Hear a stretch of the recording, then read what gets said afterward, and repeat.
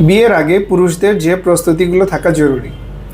আসসালামু আলাইকুম, আমি ডাক্তার মেজবাহুল মোকাররবিন, ইউরোলজি বিশেষজ্ঞ সার্জন। আজকে বিষয়টা নিয়ে কথা বলবো। অনেক পুরুষ বিয়ের আগে একটি বিষয় নিয়ে ভীষণ চিন্তায় থাকেন।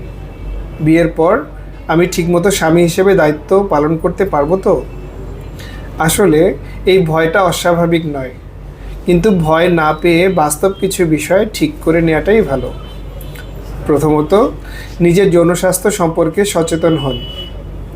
ইরেকশন ঠিকমতো না হওয়া, যৌন ইচ্ছা খুব কমে যাওয়া বা দ্রুত বীর্যপাতের মতো সমস্যা থাকলে বিয়ের পর ঠিক হয়ে যাবে এমনটা ধরে না নিয়ে আগে চিকিৎসকের পরামর্শ নিন। দ্বিতীয়ত, সন্তান নেওয়া নিয়ে অযথা দুশ্চিন্তা করবেন না। বিয়ের আগেই সবার সিমেন টেস্ট বা হরমোন টেস্ট করার প্রয়োজন নেই। তবে অন্ডকোষ ছোট, ভেরিকোসিল আছে, আগে অন্ডকোষে অপারেশন হয়েছে বা ফার্টিলিটি নিয়ে কোনো বিশেষ সমস্যা থাকলে আগে পরামর্শ নেওয়াটা ভালো। আরেকটা গুরুত্বপূর্ণ বিষয়, ধূমপান বা অতিরিক্ত অ্যালকোহল থাকলে এখনই কমানো বা বন্ধ করার চেষ্টা করুন। এগুলো যৌন স্বাস্থ্য ও ফার্টিলিটি দুটোকেই প্রভাবিত করতে পারে।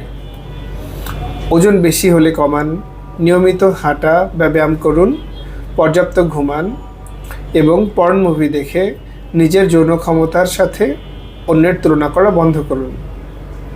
সবশেষে একটি বাস্তব কথা হলো, ভালো স্বামী হওয়ার জন্য শুধু যৌন ক্ষমতা যথেষ্ট নয়।